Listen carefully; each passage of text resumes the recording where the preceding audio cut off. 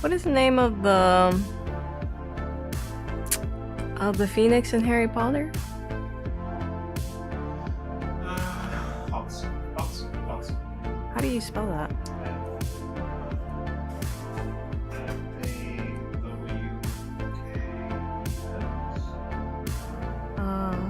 Okay.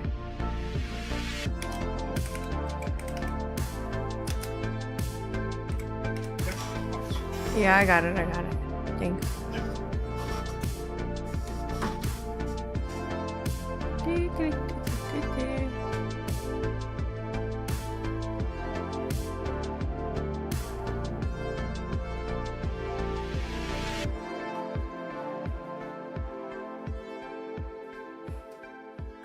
Why is it saying no sound detected?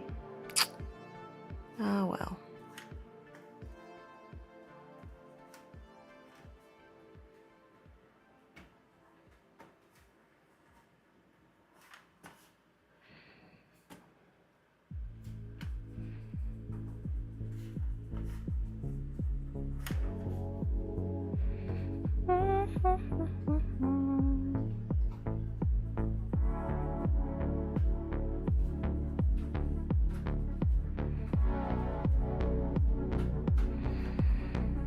Alrighty.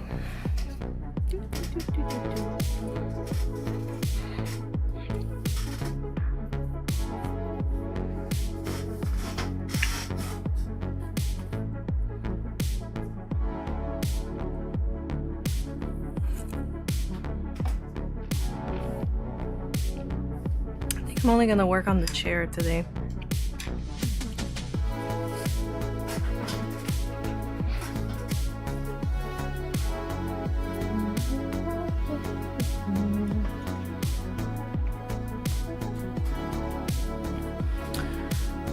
Alright, so this is the first part of painting that I am creating, depicting Fawkes, the phoenix in the Harry Potter series. And one of my favorite scenes is, you know, that moment that the phoenix kind of, you know, is reborn. So I decided I was going to make a painting of it. And I do quite like the symbology of, you know, phoenixes with the whole, you know, rise from the ashes, rebirth. You know, I think that's kind of cool. So I'm using alizarin Crimson Hue by Liquitex Basics. When I first set out on a brand new painting, one of the things I like to do is, you know, do a pretty detailed sketch, and then I like to do kind of like a, you know, a wash. And in this case, I've used burnt sienna because this is a setting that is mostly dimly lit by a chandelier that is not sketched out, and the light source, you know, it's a dim office / library, and then you have this bright phoenix catching, you know, fire and whatnot. So yeah, I wanted to make sure that the wash was kind of nice and cozy. And so I'm just gonna get started on this chair in the bottom left corner. And my strategy is to just kind of get, you know, the general color of each individual object. So for example, this one's going to be like almost like a wine colored armchair. And, you know, the bird is going to be mostly orange. It's sitting on a gold stand of some sort. And then pretty much the rest of the entire scene is some shade of brown. There might be some, you know, hints of blue in the back with glass, but that's pretty much it. So for this session, which is going to be about 30-40 some minutes, My goal is to just get things blocked out.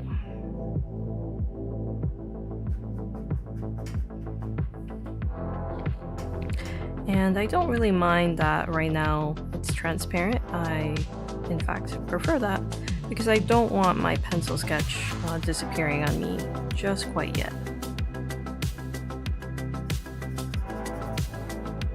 So it is a-okay that it is a very light blocking in of colors.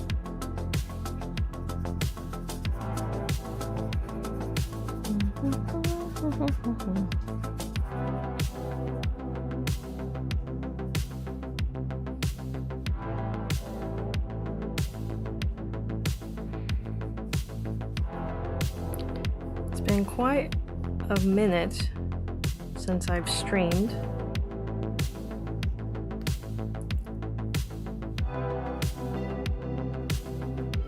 And I'm trying to be more dedicated about it. I literally spent almost an hour setting up my multi-streaming across the, what is it? The red, black, and purple apps. Yeah, I use OBS to stream, or multi-stream, and I don't know what it is about streaming after a while. I guess the apps, they change, they mutate, and all your settings get messed up. Anywho, yeah, it's probably been about almost 3 months or so since I've streamed. One of the reasons why I bring this up is because I've been thinking a lot about, you know, what it is that I'm trying to achieve by going online as I paint.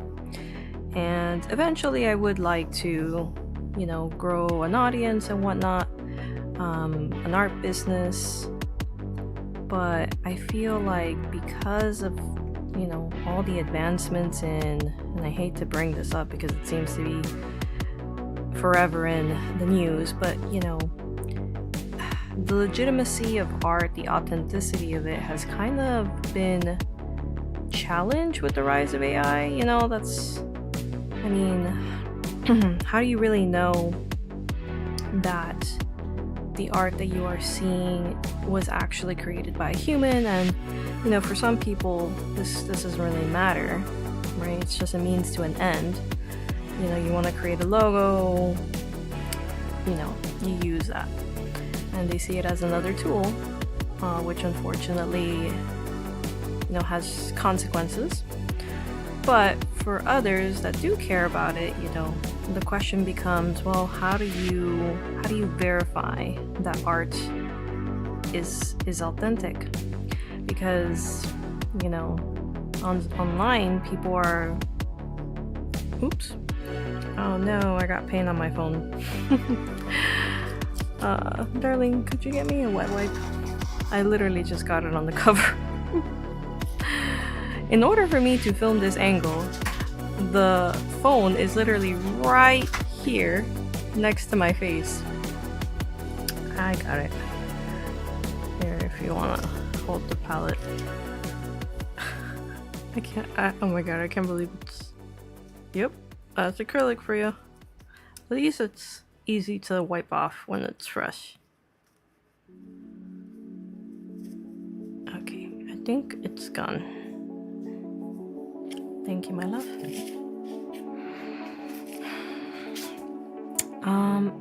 So yeah, you know, like people have been discussing online, or they've seen that in order to keep up the ruse to fool people, they are generating, you know, fake humans holding up pieces of art. So recently there was a post on Reddit where someone had created or generated a fake human, and the process of them painting a watercolor piece. And you know, I don't know, we're gonna have to get really, really good about what we consume and catching these things, but it's a skill. It almost reminds me of those games of like, one of these things is not like the other, right? And or like spot the difference. And I really believe like that's the age that we are currently in. We all have to have our critical thinking caps on in order to discern what is real and what is fake. But I honestly don't think the average person is equipped or even cares to just, you know, because everyone gets online and they wanna just have a good time, and you know, they want to get entertained. So who really wants to then stop every second, every time they scroll? Who wants to, like, I don't know. That's a lot. That's asking a lot of people, you know, for entertainment purposes, like, Anyway. But yeah, you know, the watercolor piece was fake. Everything in the image was fake, and that's what artists are competing against, you know? It's a ever-moving target. And so I guess, going back to my original, right? My original point is that I hope that maybe by live streaming the 40 plus hours that it takes me to finish a piece, that, you know, it kind of proves, hey, there's a real human behind this, right? Another thing that crossed my mind is I can only imagine what starts to happen to people's perception of like the effort that is required to create art when they are inundated by technically, you know, masterful pieces. So, you know, realism is a skill, but if you are constantly being inundated by that level of skill, even if it is artificial, you know, it doesn't seem as impressive when a real person, you know, manages to do a portrait or, you know, a realistic landscape, etc. You know, I think people's perception gets a little warped, you know. Or I've also seen, unfortunately, that when people show off their skills, that they're immediately called a fraud, because everyone's assumption is, oh, this is so good, it has to be fake, it has to be generated artificially. And it's like, nope. Right.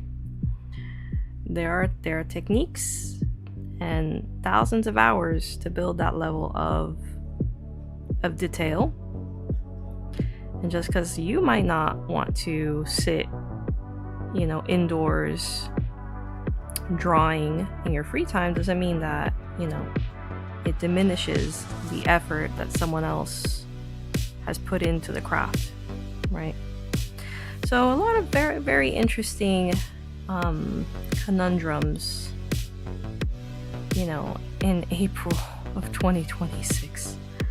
And so, I don't know, some people say that, oh, this is going to bring back a renaissance for, you know, handmade stuff. And maybe, hopefully, right, we wish that were the case. But I also think that if someone was a true, you know, lover of the arts, they're a different crowd than the person who's gonna, you know, chat GPT a logo in 5 seconds flat. Like, you know, two different people we're talking about here. Anyway. Oh, look at me rambling. And right on time, it's the cats. Meow. Mother, I have something to opine. Can I help you? Yes. Yes. Meow meow. You want to paint? What are your opinions on artists and AI? I know, right?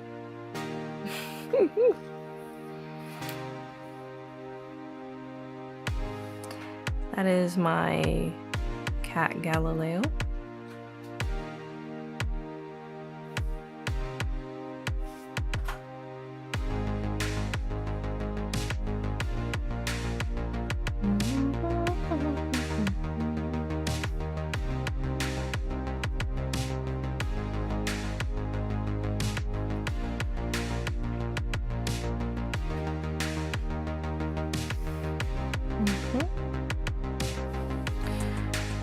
I'm probably gonna do maybe the body red, just because I have quite a bit here, but it wouldn't be bad to do like a base layer of this this crimson. And then the way that's actually going to work out, because you know, a little bit of composition, you have one thing here, right? So they're like opposites. This is called like a seesaw composition, right? The seesaw, the little playground thing that kids get on, right? And so it helps the eye bounce, you know, from one corner of the painting to the next. And not only are these the largest things on the canvas, but if I kind of give it, you know, similar colors, it's gonna help tie them together, so the eyes are gonna go back and forth. And that is what we call artistic choice. So these are the things that we think of. That's the thought that goes behind a piece, besides the meaning, of course, you know. Yep.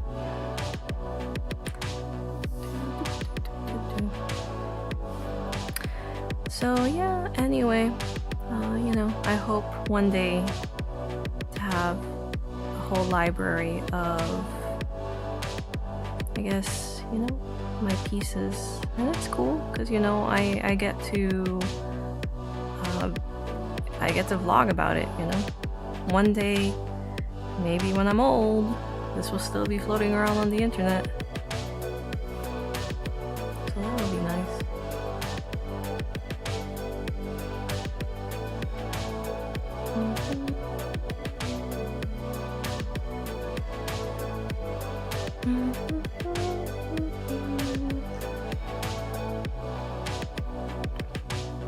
So, my love, what are you playing behind me?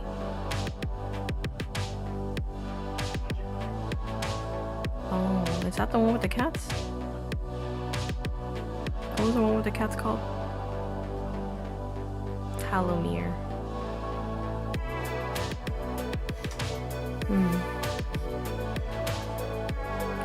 Yeah, that game was very stimulating. Yeah.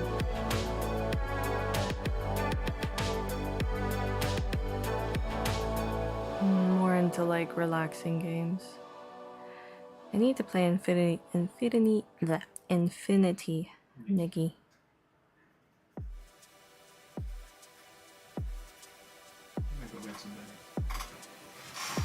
You got hungry?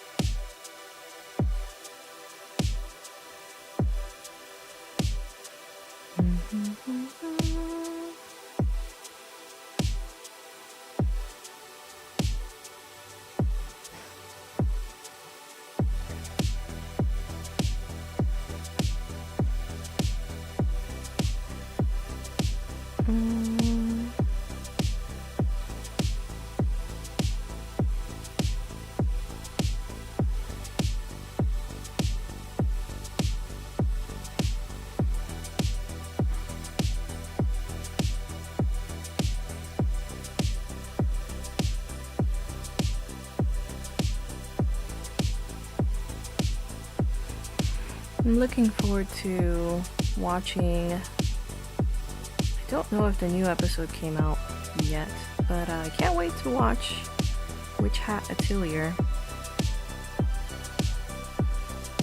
Just started like maybe a week or two ago. It looks really well animated.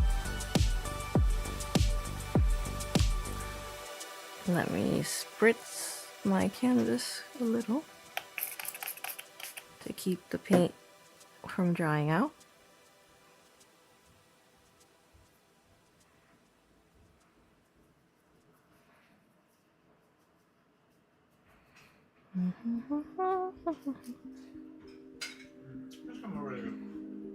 Right. I think the next time we make that salad thingy, we have to add celery. Definitely herbs like cilantro. I think the cilantro is gonna make it like really pop. And I know that the guacamole that we used had been mixed with like bell peppers and stuff, but yeah, it had a little bit of jalapenos too. Yeah, I think without seasoning it just falls super flat. So I think cilantro would be a good one. A little bit of jalapenos. I think I'm getting hungry too. I'll finish the bird and then I'm gonna eat. Yeah, Sam. Why is there not enough?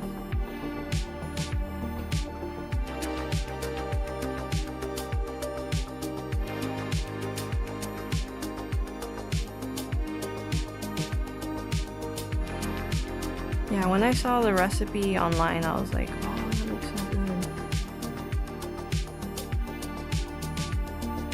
For those of you watching, we made something called cowboy caviar. And it's the following. Cowboy caviar is, you take a bunch of, beans. I don't know why the cowboy. My husband says cowboys eat beans. I don't know. I don't see the connection.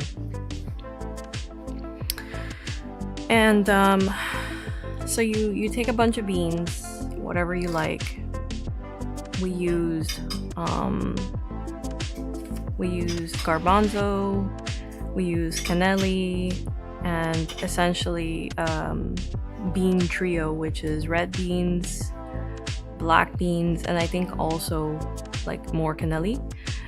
Then you take corn, you take some kind of cheese. We added feta. I guess you could do goat.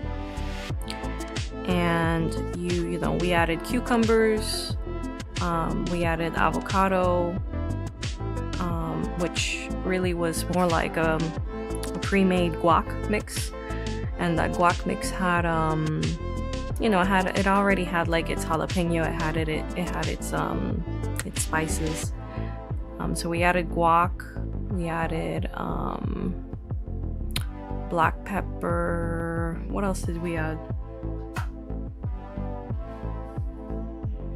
What am I missing? Cucumbers, I said.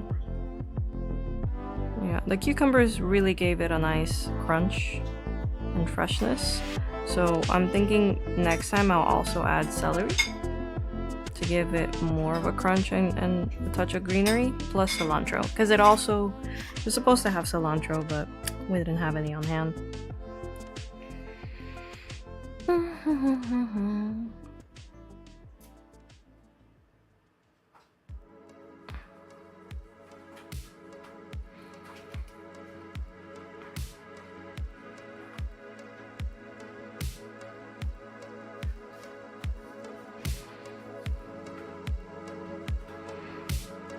Oh, and we also added lime juice.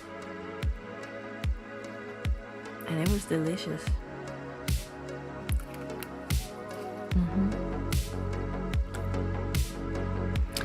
Yeah, If you don't mind using the canned stuff, it literally takes... Oh, onions. We used purple onions. It literally takes maybe 15 minutes. No, you have to make sure to drain everything, right? Because you don't want the juice in the can. And yeah, pretty much. I mean, it's healthy, has protein, fiber.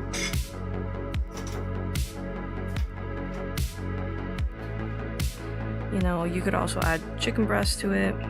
Depends on, you know, what you want. Basically like a salad bowl.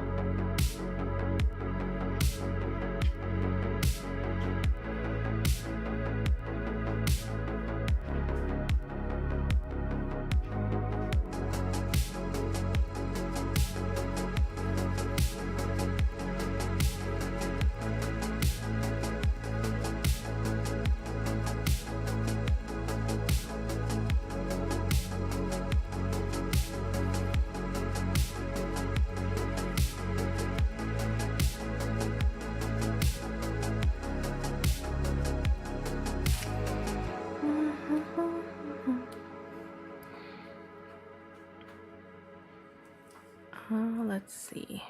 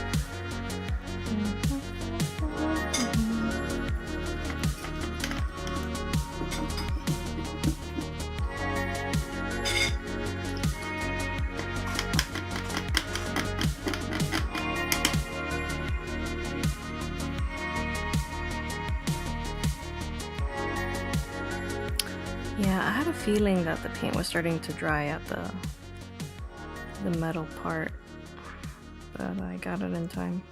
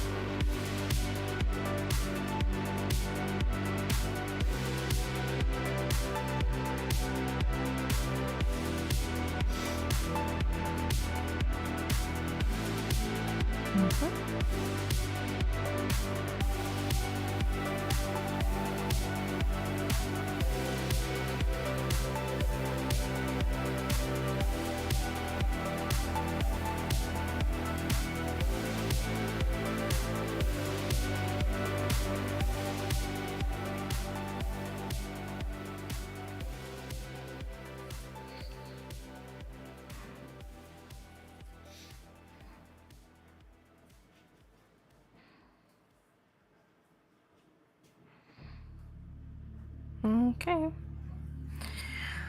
So that is all the red that I have so far. I was able to cover the armchair like I wanted and give even, you know, the pheonix a base coat.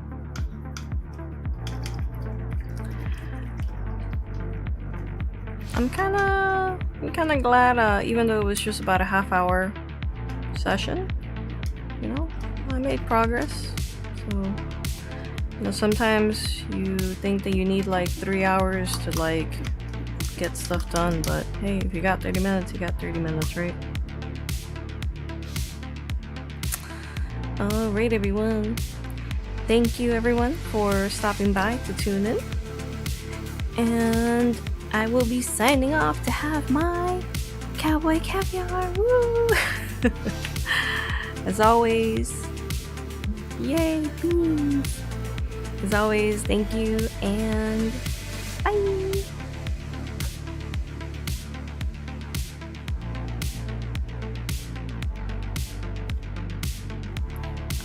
Let's see here, end stream.